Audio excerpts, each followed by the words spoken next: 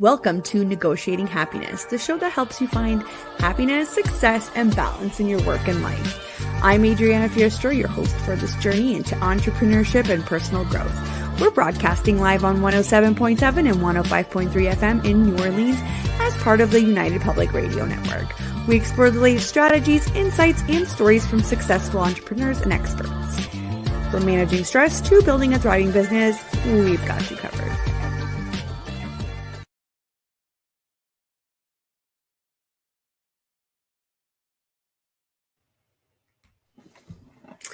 Good afternoon, everybody. This is Adriana Fiestro, and I'm your host today at Negotiating Happiness, and we are broadcasting live on the United Public Radio Network and UFO Paranormal Radio Network at 105.3 and 107.7 FM in the beautiful city of New Orleans.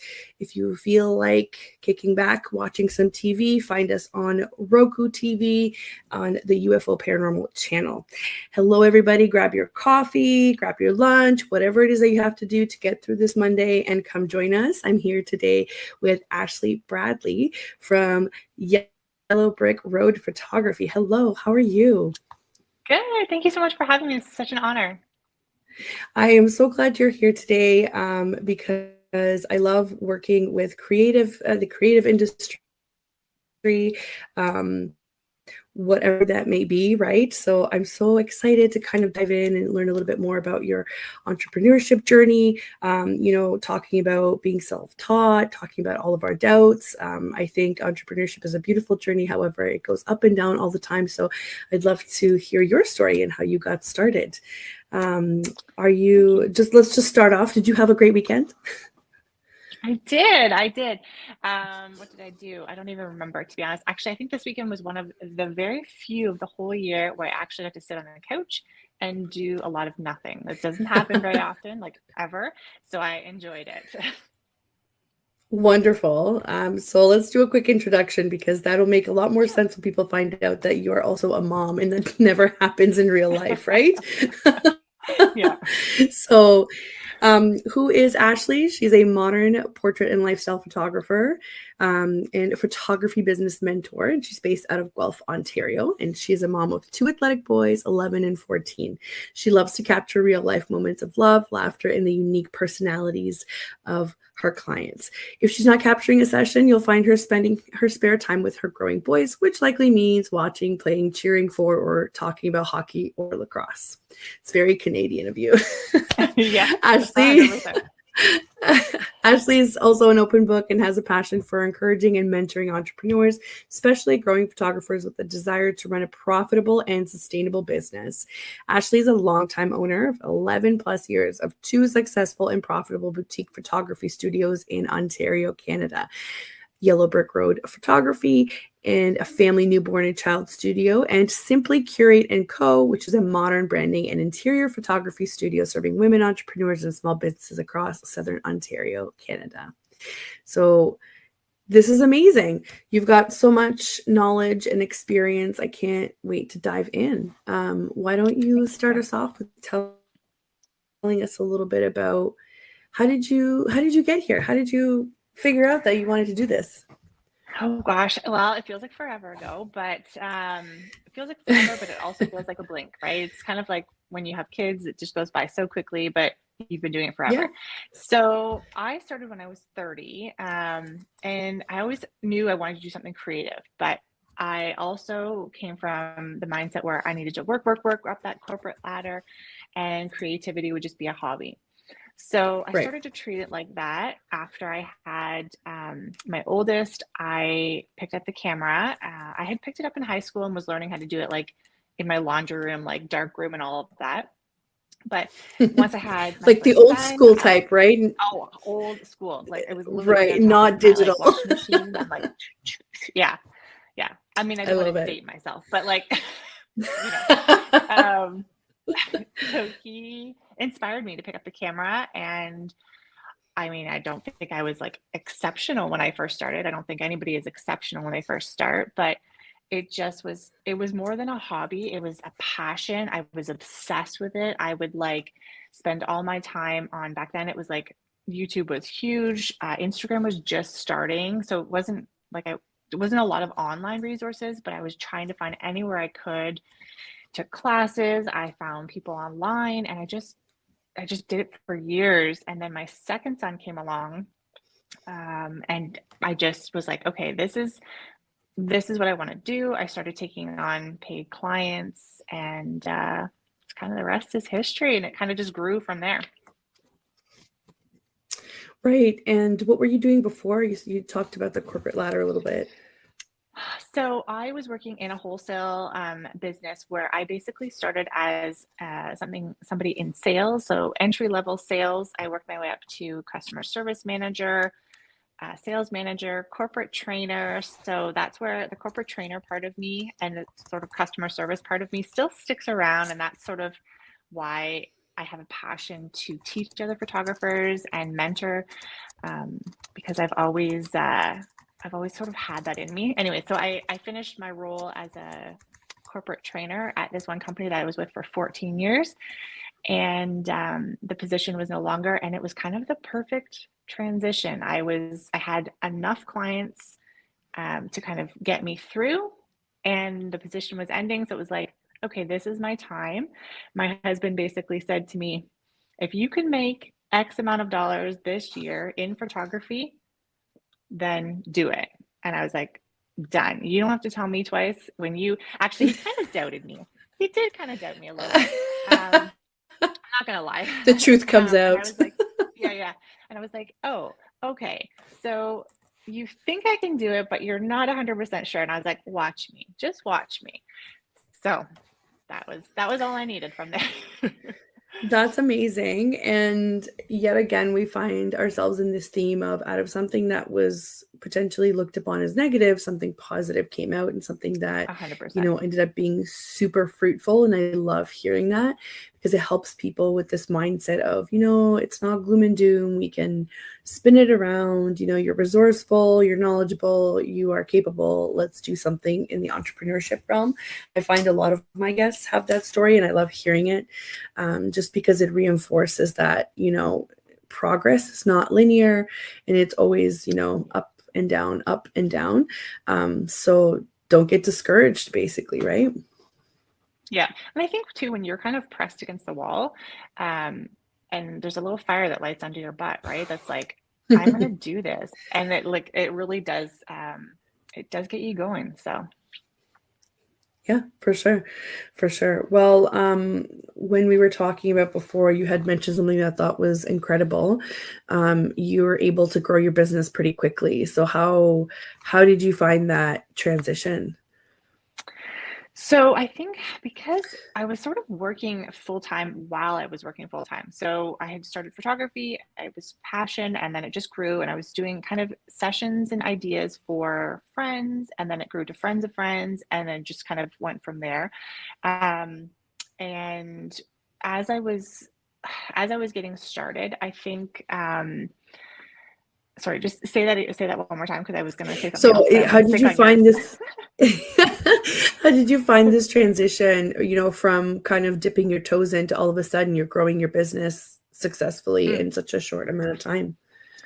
So I think because I had a little bit going on while I was working full time, I also feel like I had a style that was of interest to people. People were drawn to it. Because I found very quickly that I was able to have repeat clients, which was huge. So in any industry, you want to have repeat clients. So I think as I was still working full time and doing this on the evenings and weekends, once I started doing this full time 100%, those people that I had worked with before were coming back. So I already had repeat clients. And then this was the time, like, this is how old I am. This is the time Instagram was really just like kicking off. And so I was posting on Instagram constantly. And I think it took off on Instagram, and that was where moms were tending to hang out. And the majority of my Yellow Brick clients are moms, like 98%. And that's, I don't know, I feel like I'm always on Instagram stories when that became a thing. Like, there was a time when Instagram didn't have Instagram stories. That's, again, how long I've been on Instagram. Me too. Don't As worry. Me soon as, too. yeah, as soon as that kicked on, I was fine talking to the camera. Like you know what I mean? So I think I had a real connection with people, and that just drove, drove my business. And I think the huge thing that always is the word I use in my business all the time, consistency. I Right. was consistent in my style. I was consistent in the offerings that I had. I wasn't doing crazy things all the time. Like I was very consistent. I was consistent in posting, getting back to people. Like everything was consistency. And I think that just grew my business. Like people knew what they were going to get, they knew what they could expect, and they knew who I was. Like I was, you know, on camera. So I think consistency is a huge word. I think it just builds reliability, right? So people know Yeah. that they can rely on you for, X, Y, Z. So I totally agree. I think that really does help. And I feel like I'm more familiar with Yellow Brick Road because I've been following you for a long time. Um, Nice. so, and I've seen your work. I've seen your work on my friends' walls. So Oh, it's that's sweet. it's wonderful. Yeah, it's wonderful. But I want you to tell me a little bit more about Simply Curate and Co, because that's kind of totally up my alley now, right? I deal with a lot of small Yeah. businesses, and branding is important. And I find that there's a lot of misconceptions around branding. So finding somebody who knows what they're doing with branding is key for your business. Yeah. And so again, it sort of grew organically. I didn't have any plans to launch a branding business, but about, I don't know, I want to say like 7 years ago, the moms were coming in. And again, I don't need to be whatever, but it's always generally the moms, because they're still on mat leave. They would bring babes in Yeah. for their first birthday sessions. And then they would tell me about how, same thing that happened to me. As soon as they had their baby, something kicked into them and they wanted to do something different. And they had a creative idea and they were going to do this instead of going back to their other job. And I was like, oh, well, let's take pictures for that. Like, I don't know what that's called, but like, again, this was like 7 years ago. I'm like, I don't know what that's called, but Right. like, I feel like you could market yourself on Instagram. And Instagram, again, was just starting to get rolling. And I was like, we need to do this. Like, let's set up a time. So the early stages, I didn't even have a name for it. It was, I think you can probably still find it hidden on my Yellow Brick Road page somewhere. I was kind of doing these sessions, but again, not to be inconsistent, I wasn't posting them anywhere because you can't post a baby picture and then all of a sudden post a brand session. It just, my clients would have been like, huh? So Right. I was like burying it on my website, but then it was consistently happening. And people were like, oh, I have this business, but I don't know how to market it. And I don't know what to do. And I was like, let's take pictures. So I grew from there, and it again grew pretty quickly because visual marketing was taking off and people needed content to post. Like, you know, the Yeah. old web pages needed updating, and people found out very quickly that they needed to show their face to brand themselves. So Yeah. organically, it just happened that women entrepreneurs tend to be at the base of my clientele because I think one, my style is pretty like light and bright, and because a lot of my clients are women, I post women so that attracts more women. But that's not to say that I don't capture men. I do capture men as well, but I think it's just the style. I don't know. This But is something that we anyways, it talk just, about. Sorry, just to point out, this is yeah. something we talk about a lot about your ideal clients. So it just Mm, depends on who you jive with, right? So like right. you said, you post women, you attract women, you get along with them, you understand what their needs are a little bit better. So this isn't uncommon. Obviously, you have, family sessions as well. So men are, Right. they're in Yeah. your pictures They as are in well. front of my camera. But yeah, but for branding and whatnot, that makes sense because your style will really define what kind of branding product you get out of it. And I just wanted to make a quick note about how you said, well, I did this, but I didn't post it because it would confuse my clients on Yellow Brick Road. And that's so funny. That's you keeping up with the idea of branding before you even knew that you were branding people yourself, because you don't want Oh, to true. mix the two brands together because it Yeah. would denote not being consistent or just being like a jack of all trades kind of thing, right? So Yeah. you were already doing it and 100%. you didn't even know. A pioneer. Yeah, Exactly. no, so anyways, so I did lots of sessions, and then I was like, okay, I need to give this a name. Like it needs its own thing. And I just gave it an Instagram, and I can't even think, years. I want to say at least 4 years where I had no website. I literally Right. just ran off Instagram because that was just what was happening. People were, oh, I need to market my business. I'm going to look on Instagram. And that was fine. I mean, I probably still could, but I finally got, probably about 2 years ago, 3 years ago, I got a website and did all of that. And I also started taking on work for interior designers and stagers as an interior photographer. So Simply Curate has basically grown into branding photography, interior photography, lifestyle interior photography. So it's a little bit different than, editorial photography, but lifestyle.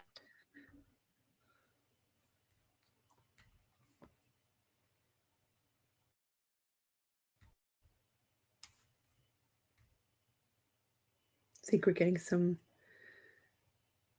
technical difficulties here. I don't know if anybody else can see this. We're just going to wait for Ashley to come right back in.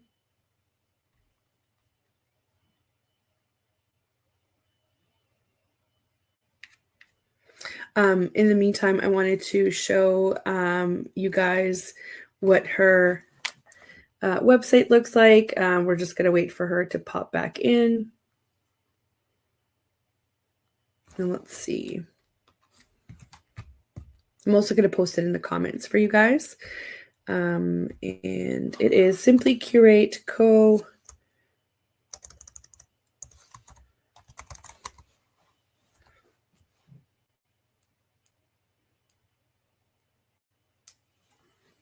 Just going to bring it up here for you guys so you can see how beautiful her work is.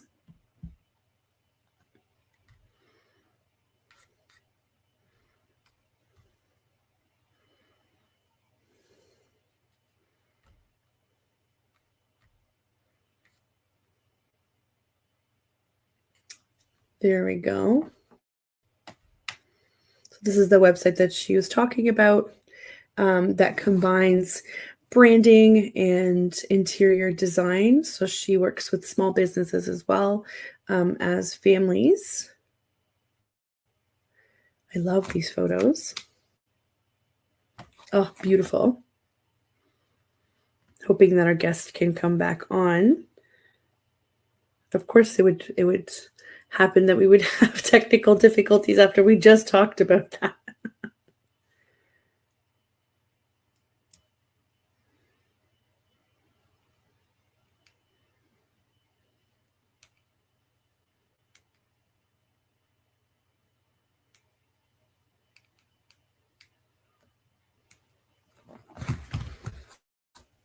Okay.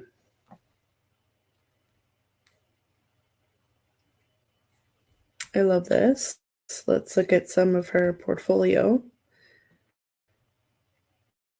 while we're waiting.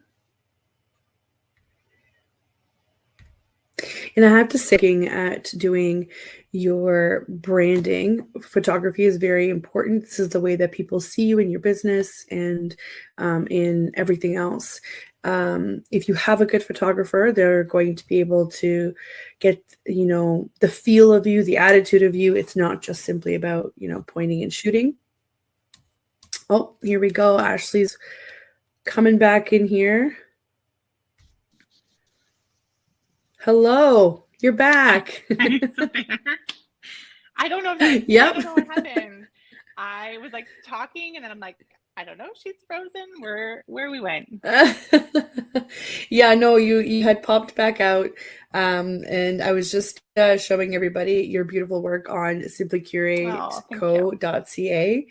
And we were just talking about the importance of having a good photographer because they're able to kind of bring in the feel of you, not just, pointing and shooting with a camera. So this is definitely a good investment to make into your business because this is the message that you're portraying to your potential clients, right?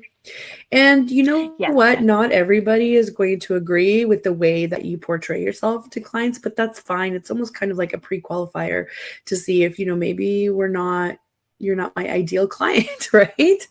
So 100%. Yeah. This And I is don't know where I cut off. I just wanted to amazing. say that I do mine a little bit differently because a lot of people and women especially, can you hear me okay? Okay, good. Yep. A lot of women especially have concerns about being in front of the camera. So prior to my Simply Curate sessions, we actually do a phone call, which is a planning call. I have a custom planning sheet that we walk through, so that helps take away any planning stress. And we talk about everything from location, what we're going to capture, what they require, where they're going to post it, how they're using the content. We talk about outfits, all of that kind of stuff, so that they feel very organized and ready to start sort of planning details before we even think about the session. And then at the session, Right. I'm pretty easygoing, and I like to say that I can make people feel pretty comfortable in front of the camera. And because they've done all this planning work beforehand, the session isn't scary, and then they get a gallery afterwards, or they get to look at the images. So I'm not selecting images for them. They actually get to choose their own images in terms of, what they like. So Right. Right. Which is, the whole point of it, trying to personalize, that's what all branding is all about, especially with personal branding versus, if you're kind of like a corporate figure. But obviously you deal with a lot of personal brands or people that have personal brands within the bigger brands, right? yeah. Which, there is a difference. So yeah. Yeah, I tend to stay away from the headshot kind of LinkedIn style. That people that do that, great. That's definitely an option and definitely a service. But I tend to stay away from that. I stick with more of a lifestyle feel.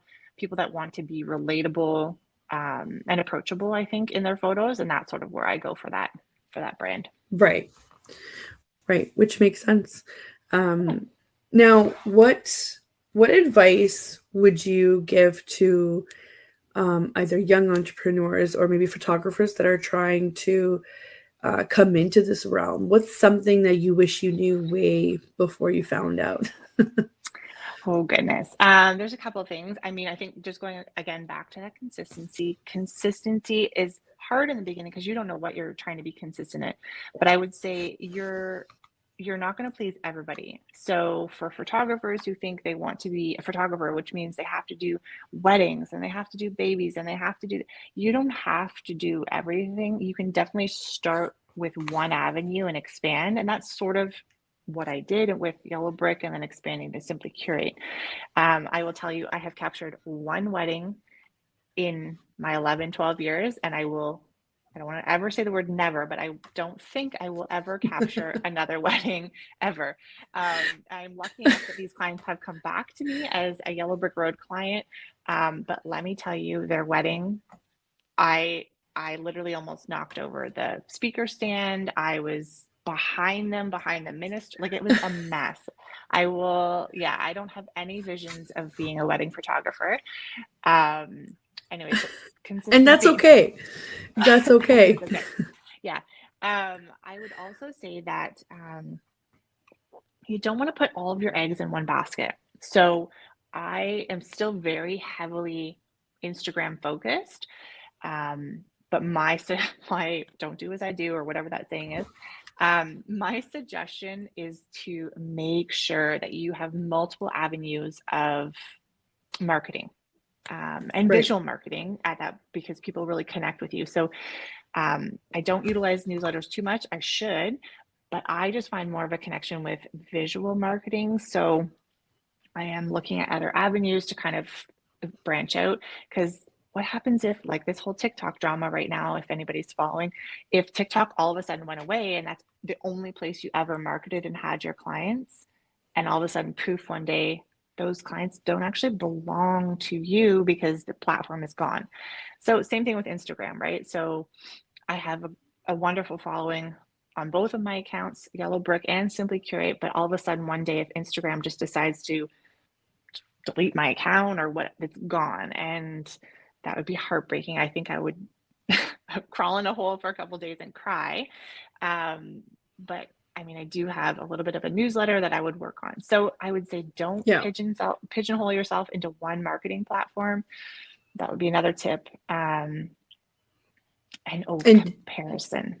Sorry, you go ahead. What were you gonna say? I was just gonna say, not only could you lose your account, but Meta has been down a couple of times in the last year, and people were losing their minds. They were thinking that they got hacked, and when in fact it was kind of like a worldwide shortage there. Yeah, no, I completely agree with that. And if you think that, and if you think that it's hard to start a list, right? When you talk about newsletter, you mean just an email list. I think you need to start even if you've got 10 emails. Trust 100%. Me, it'll grow. Don't wait. I waited and I have the same regret. And it's a lot harder now that I'm trying to get these emails together, right? Agreed. The last little tip I would say is comparison is the killer of creativity.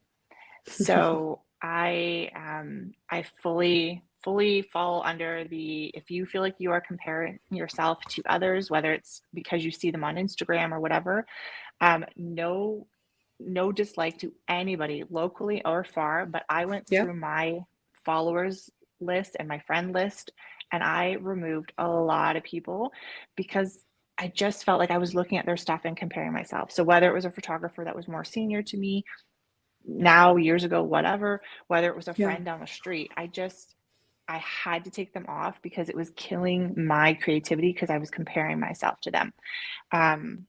So that's what I would say is comparison, consistency, and I forget my other one, whatever I was saying in the middle there, marketing platforms. So those would be my three tips. I would also say that comparison also feeds into your imposter syndrome as well, right? Because you're thinking, oh, they're doing it this way, they're better. But people tend to forget that not everybody likes the same things. Not everybody, understands each other the same way. So it's actually probably a really good exercise for mental health, actually, to go through your list and say, I love all these things, but these things are giving me anxiety, or they're making me think too much about my own work. So I'm going to remove them from my feed, not necessarily because you don't like them, but just because it just works better in your brain to say, focus on what you're doing. You create your content, your strategy, you connect with your audience the way that you want to connect with and be authentic. It's probably also really good exercise in authenticity, right? Because it all kind of feeds into it. So that's such great advice, actually. And I get that too. As an OBM, you get a lot of OBMs from around the world, and they're all wonderful, and they all specialize in different things, and some of them have amazing social media accounts. I wouldn't say I have an amazing social media account. I am really grateful for my followers, and I think business-wise, if we look at, where my last few referrals last year came from, they were all from Instagram, which I was shocked. So I think whatever I'm doing is working, but if you start comparing, I have like 800 followers. It's peanuts compared to some of these other OBMs in other places, whether it's the States, Canada, Australia, the UK, and they have wonderful content too. And I just keep, reminding myself that I show up for my audience in a different way than they show up for their audience. So what a great exercise to do. 100%. I might have to do that. And to be honest too, I started doing this before Instagram introduced the mute feature, or there's another feature now too, but now they have the mute feature. So there's people that I probably wouldn't have fully removed. I would have just muted them, maybe muted their posts or their stories or whatever. Right. Just because I still wanted them around. It's just back then they didn't have a full feature to just put them on pause for a little while. Right. So that's a suggestion too. You can just mute them for a little bit. That's a very good suggestion. And I also want to go back to the whole comment about wedding photography. So just from my understanding of it, it is a whole other beast to be able to capture somebody's day like that under that kind of pressure. So it's not for everybody, but that's not to say that, it's not the same thing for newborn photography. As long as you're finding, as long as you're finding what works for you, it's okay not to be that person. And also for anybody that's new, I think we've all experienced this at one point or another. We want to be really good to the people that are family or friends or, you know, support network. And sometimes they ask you things that they want you to do that doesn't quite align with what you want to do. And we have a hard time saying no to that support system. It's okay to say no. And, you know, if they say, well, Ashley, you're a photographer, how come you can't shoot my wedding? Right. You just have to. This all the time. Sorry to right. interrupt, but I get that all the time from family. Most of my friends know now this is my job, and they respect that. But family squeaks in there a little bit. But where I find it is my kids' sports teams. So they maybe don't follow me, maybe they don't know. They just hear the word photographer and just assume that I'll take pictures of anything. Let me tell you, I am not an expert at taking a picture of someone who's running by or skating by. Like, that's not my right. I'm like, yes, I take photos of like running toddlers and, you know, jumping little not kids. the same. Not Totally the same. not the same. And I'm like, if I took those photos and then delivered them, they'd be like, and this is what you do full time? Like, yeah, because this style isn't what I do full time, right? So it would totally ruin my brand in their eyes, because I do focus more on sort of the luxury kind of side of things. And so just to, you know, capture my kids' 40-minute sweaty lacrosse game would just not be the same. Like it right. So I generally say no politely to that, and know that I'm not a sports photographer. That is its own beast as well, and I respect people that do that. It's not moi. It goes the same with some certain professions that are regulated as well, right? I worked in law before, and people would always just, oh, you're a paralegal, oh, you're a lawyer, you must know the answer to this, and they're like, whoa, that is not the area that we practice in. And a lot of the time, it just comes from an honest mistake or not having an understanding of how everything works. But it irks me because, especially with the creative side of things, because people tend to look at the creative industries as, well, you're just pointing and shooting. And it's like, listen, if that was the case, then everybody could do it this way. But that's just not it, right? So if we're just pointing and shooting, for sure, Ashley, you'd be able to capture that kid, you know, running at, I don't know, 10 miles, 20 miles, whatever. You know what I mean? And that's just not the case, but people just don't connect the two. I'm not an experienced photographer at all. I did some studio portrait photography. Do you remember the old Walmart ones? Yes.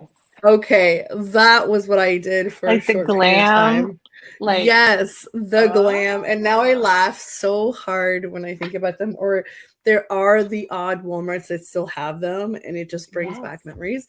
I do have my own camera, and I like to dabble, but let me tell you, it's not just point and shoot, or else I would be able to do what you do.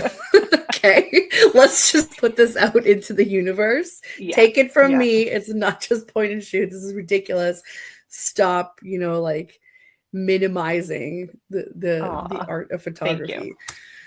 I think that goes with all creative things. Like you know, you see a painting and it's like costs so much money, and you're like, that is literally like 12 by 12. How is that so much money? And you're like, because you don't hours understand of your life that are just gone. I'm like, I'm sorry. Have you tried to edit 40 photos at once? And when, you know, Lightroom's not working out for you, like Photoshop is just like, man, I'm out of here. It's not the same. Totally. Oh, no, it's so funny. And I remember when filters were like a really popular thing, and there are still photography filters out there. But it's not that easy. It's not that, I don't know. I do cry a little tear when I see photos go up on Instagram, and Instagram has made it very easy to slide a filter on photos. Remember, the old Instagram was like terrible filters. Now they're not so bad, but the Valencia filter still haunts me to this day from old Instagram. I think if you scroll to the very bottom of my Instagram, I might have some that I was like, I'm keeping these because this was just life back then. Not when I was like doing photography. I think it's my kids or my dog or something at the bottom. Right. But yeah, anyways, I do cry a little tear sometimes when I see a photo posted, and whether by mistake, like I said, it's super easy to go post and then like swipe a filter by mistake. And then they tag me in it, and I'm like, oh, all those hours at the computer, and then all of a sudden there's a filter on it. I'm like, Like that is not my style. That's not my your stuff. skin tone like is gone. Your Yeah. like there's no Everything highlights I like, anymore. yes. Like everything is just gone, Yeah. gone. Yeah, I know. I know. And It's I sad. mean, it is sad. It is sad. But this is why it's important to find a photographer that kind of jives with your idea of what photos should look like. And that's why there are 100%. also different price points, because you're paying for the experience. You're paying for the years that it took them to learn how to not only handle a high quality camera, but also how to edit them and how to make them look good digitally and in print, right? Like that's another thing Yeah. that people don't think about, is that if you don't know anything about how visually these things work, you don't understand how colors work and that they're different on a screen, different in print. And also, if you're getting really high-end photos, and correct me if I'm wrong, don't go to Walmart to print them. Oh, thank you. That's in my contract, to be honest. You can't do that because they don't print right. The colors are off. Everything is off. The settings are not the same. You're I always say, literally don't throwing print money your away. photos where you buy your bananas. Like Yes, it yes. now, yeah. So then people will ask, well, where do you print? Well, my studio specifically focuses on, I don't know if you can see kind of behind me here if you're on, Yeah. my studio focuses on printed art. So I have lineup of canvas and wood art and framing and all of that kind of stuff, because I know I've worked for years with this printer, and I know the consistency of them. Again, that word consistency. Mm-hmm. Um, I know how they print, and I know how they print my images, and they print as I see them on my computer and as I edit them. And Yeah. I know when I get them, they print like that. Whereas, unfortunately, locally to us, there's nowhere that can provide that consistency in their printing. Um, yeah, so I 100% agree. It's lots to know To about that when you're unpack there, hiring a yeah. photographer. Yeah. Yeah. Yeah. So what I guess we're having such a great time. I completely missed my halfway intro because now we are Oh, past halfway. So for anybody that's tuning in, you are listening to Negotiating Happiness, and I am your host, Adriana Fierstro, and we are live on the United Public Radio Network and UFO Paranormal Radio Network at 105.3 and 107.7 FM in the beautiful city of New Orleans.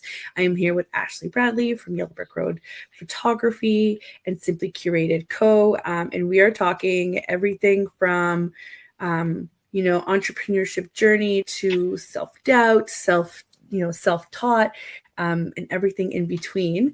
I was just about to ask Ashley, what makes this all worth it for you? Like as an entrepreneur, you go through these crazy ups and downs. You have to balance, like life, parenting, and we sort of forget that we're an individual as well. So I want to know what makes it worth it for you as an individual to do this. Like what are kind of, there's trade-offs, right, when we do this. right. So for me, I've gotten to a point in my business where I can schedule my sessions to be able to maximize my family time. So my husband works shifts, and they're long shifts, 12-hour shifts generally. So he's gone from 4 in the afternoon till 4 in the morning, or 5 in the morning till about 5 at night. So I pretty much am doing it all for the kids, getting them off to school, picking them up from school, and generally getting them to most of their sporting events. Yeah. My kids are very athletic, so they are in a lot, like generally 5 days a week, if not more. I'm somewhere driving. I am their personal Uber driver. so, so I've gotten to a point in my business where I'm able to capture what I want to capture. So I take on sessions and stuff and work, and whether that's in town or out of town. And I've worked my days so that my sessions end before my kids are done school. Now, am I still working in the evening times when they're in bed? Probably yes, because I want to be at their events. So I manage my time so that I can be home. We do dinner, and then we do a sporting event, and then I come home, and I generally then work in the evening, which is fine because then that means I'm there. I'm their cheerleader. I get to see them, score goals and do whatever. Was that the goal always I guess so. I didn't know, obviously, when I first started, when they were like, 1, 2, 3, 4, I didn't know that this was going to be the journey, that they would keep me so busy in the evening times. I think the goal then was, when they were little, was to be able to have flexibility. I didn't know what that meant yet, but now that they're older, that means that I can choose to work specific days of the week. I can be at their tournaments out of town because I know that Fridays generally are going to be that. So I generally work Tuesday, Wednesday, Thursday, office day on Monday. And I have a lot of flexibility too if they're sick or anything like that. So I think the overall entrepreneurial goal, and I don't want to speak for everyone, but I feel like that is flexibility. It is, if you Yeah. are a parent, that you want to have that flexibility to be able to be at your kids' things or with them in the evening or whatever. So I feel like I've lucked out. I figured out that little secret key, and I figured out how to kind of make that work. Yeah. I don't know. I always think, I'm like, what would I do if I was if I went back to a corporate job? How would that work? And honestly, it stresses me out because I don't know how I could keep my kids doing the same thing that they love if I went back and did something else. Do you know? Right. So I'm so happy Right. that I love what I do and they get to love what they do. And my poor husband has to work 12 hours, but that's it. That was his decision. But Right. but yeah, so that works out for us, and I'm so happy with that. Yeah. What kind of refuels you? What kind of things do you do for yourself that can get you to show up all refreshed and ready to go? Oh my. I don't know about refreshed. No. I also really do make a point of doing self-care. So Mm, often I'll be sharing on my stories that I'm, popping over to, I don't want to make it sound like I'm going to the spa all the time, but I generally save up and do a nice little spa trip once a year for myself. Weekly, I know when to turn it off. When it's just getting a little bit, everything is just a bit much, I know to turn it yeah. off. And if I just need to have a day where I'm literally just scrolling nonstop, then that's fine. That's what I do. Like, I'll just, TikTok and reality TV shows are my guilty pleasure. So I love if it it. means I'm just plunking down on the couch and that is my self-care for that week or that day, I'm fine Yeah. with that. I don't need to be at some, fancy spa somewhere, but I do tend to, that's what I like. So I tend to save up for that and, hit the Oh spas that yeah. are kind of local. So massages, I think massages. it's okay for, yeah, massages. Honestly, I have to go get massages just to be able to function. So they're Oh, not always like relax. spa-like. They're very much Yeah. like get in there. Yeah. No, I think it's okay for people to do what they like, even though there's this sort of, idea that, oh, that's just so fancy. It's not. First of all, you don't know what the other person is giving up or what they're, like you said, you save up for it, you do whatever. And it also kind of gets rid of that, moms have a lot of guilt. It's like, okay, well, you're spending this money here instead of there, blah, blah, blah. We need to stop. Like, we just need to stop assuming that we can just put all of our personal needs in this like pit of despair and like, bury it and just tend to everybody else. Because if you don't tend to yourself, you can't be there for your kids, your husband, your 100%. business, your clients. So it's okay to do that. Obviously, it's whatever people feel, good about. Sometimes people like to travel. I like to travel. It's not cheap, but it's something that, literally reignites my fire to do this all over again for the next, 8 Yeah. months to a year. So it's just is what it is. I think it's okay for people to talk about it. I think it's okay for people to, other moms to see like, hey, maybe I could do this. Maybe this will be worth it for me too. I'm super thankful to have a platform where we can talk about all about like the good, the bad, the ugly, the pretty, and you are in a visual industry too, and places like Instagram tend to curate this image that sometimes doesn't reflect reality, right? So I think 100%. it's okay to talk about it, right? Yeah. Oh, I'm pretty honest on my Instagram. Now, I do keep it fairly happy. I don't dive into anything Oh yeah. too crazy over there, but there's definitely been times where, I've shed tears, mostly happy tears or whatever, thankful tears, but I'm pretty relatable in that, where I'm not all like sunshine and rainbows.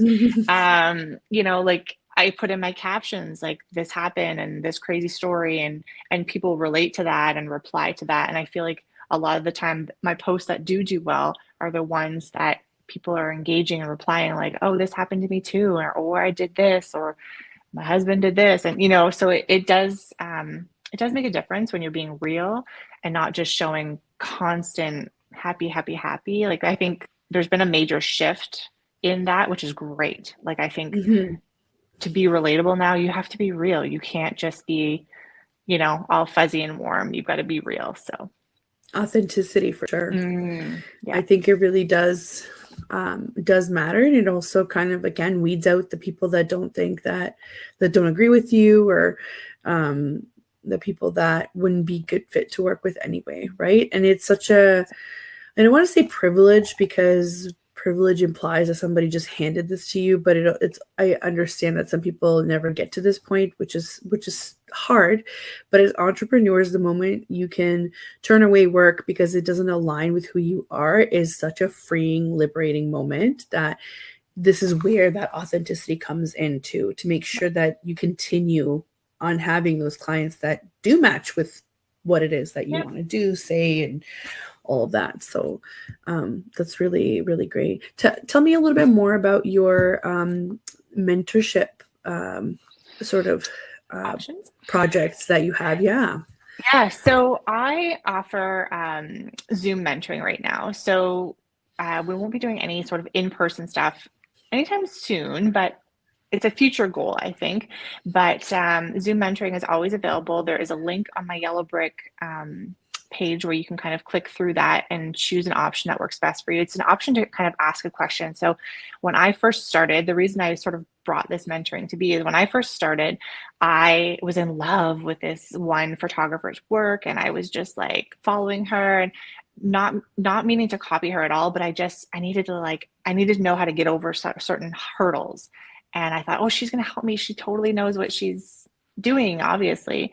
And I messaged and was met with like such like, "Meh." And I'm like, oh, Right. like I don't understand that. Like I didn't understand. Now, years Right. later, I understand, because she was like, oh, she's gonna totally copy me. Like I get it now, but then I didn't understand. So the way that I've made the mentoring is I've made it super easy. If you've got one question you just need to answer, like if you're just stuck in Lightroom, or like you're like, how do I do this for my business? Or how do I grow here? What do I, and you're like, who do I ask? Like I can ask a business coach who just, maybe is an overall business coach, or I can General. like Yeah. dive into who would be able to help me.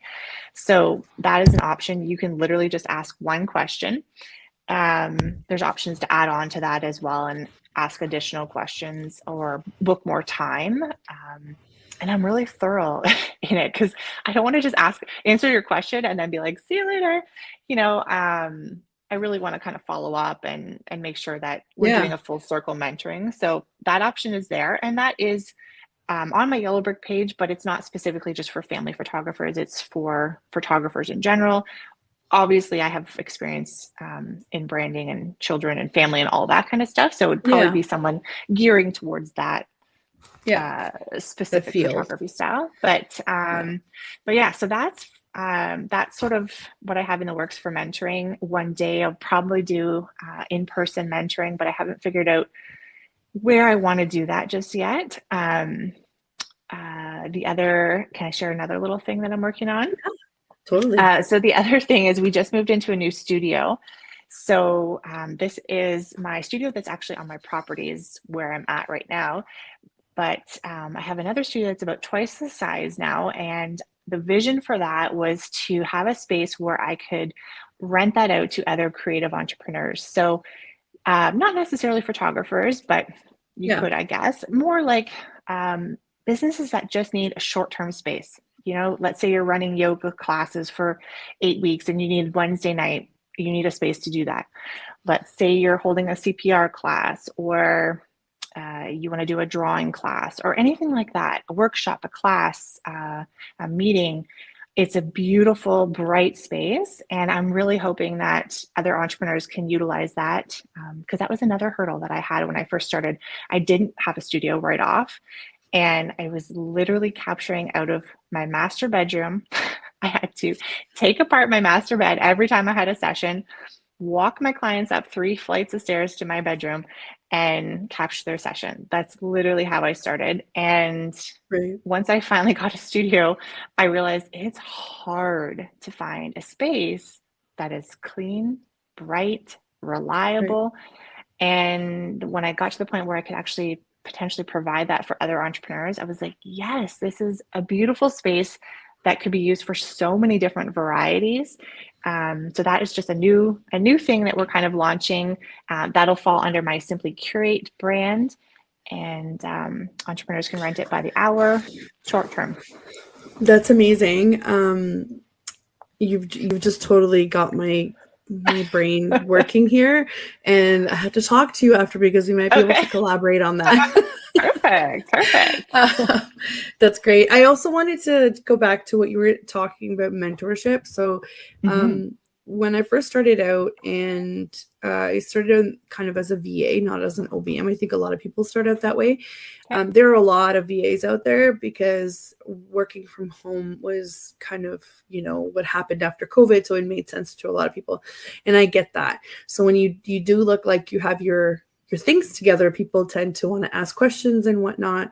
I've always been really open about things. However, the reason why you should do it the way you're doing it with consults is because it takes time. So at first, when I just didn't know any better, I would sit there and answer every question on Instagram and whatnot. And I don't think that would ever, take my clients away from me. I think there's enough space for everybody in this digital space.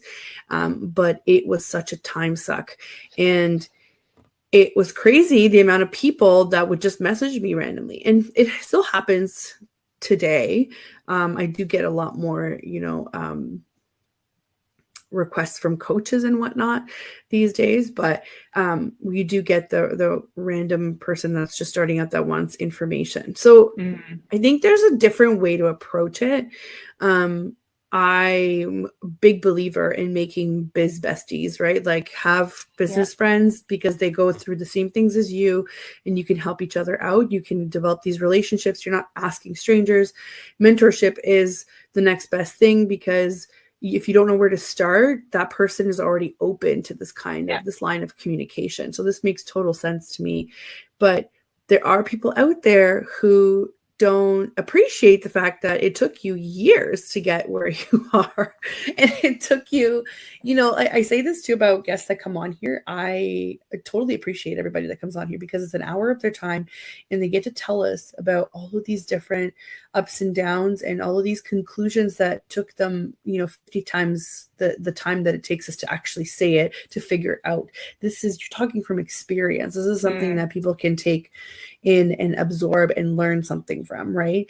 And it's crazy to me how we still don't value each other's time. It happens a lot in service-based businesses, I find, because you're not walking away with something physical or a product, right? Right. I think what you want to keep in mind if you are sort of newer in a space, and even me, I wouldn't go right now to look for answers from somebody who's at the same level as me, who's been doing it the same amount of time. I think you always want to go to somebody who is at least 10 to 20% higher, or seemingly higher than you are, or in a space that you want to be. Those are where you want to ask your questions to. So would I entertain somebody? Now I do have some specifications also in mind, where there's a region, you have to be within a certain distance away or whatever. I kind of put that in place as a safeguard, but I think you want to, if you're new, you're going to want to look for somebody. And I think you have to expect nowadays that you're going to pay for knowledge. I think that would be silly to think. Now, I also have a lot of the time people saying, in my DMs, like, how do you do that? Or like, how do you do this? And I used to kind of give short answers, and I also feel like that was like rude. I'm like, oh, they're going to think I'm just giving them a short answer. Then there'd be sometimes where I would send them a video. I'm huge on video. So I would send them a video reply back and kind of go all into it. And I'm like, oh, that was also like, did I care that much? Like, did I go too far? Right. So Right. I figured out that now I just have a link and it goes right to a PDF that it kind of explains. So if they're like, how do you do this? I get emails too from newer photographers, which is great. And I'm just like, absolutely would love to help you out. Here is my link to book a time. Choose which Yeah. option works best. And I think that's fair. I think they should know, know to expect that you're going to pay for coaching and mentoring. And even if it's just one question, it's still my time. And I don't treat it as one question. I treat it as like, okay, here's your answer, maybe the little write-up and all of that. So you get some information with it. Yeah, it's a little bit more robust than just kind of sending one. But even actually opening up your DMs and looking at them and putting all that together, it still takes time. So it's such a great way to do it. Well, it's almost time. And I can't believe it just kind of flew by here. So thank you so much. Chatting with you. Yeah. Yeah, I pasted some links in the comments. If you guys want to check out Yellow Brick Road Photo, you can find her on Instagram. You can find her on her website. There's also Simply Curate Co., which is, we went a little bit over the website there. I loved those photos, the branding photos. Thank you so much for all of the knowledge that you're imparting. And I'm excited for your new projects. We definitely have to talk. And thank you to everybody who tuned in. We were also live on Instagram and 6 or 7 other platforms. Amazing. And thank you to the United Public Radio Network for giving us this platform. And we will see everybody next week. Ashley, please come back to us in a couple months or whenever you have some projects going on that you want to tell us about. Again, thank you so much and have a wonderful rest of your week, everybody.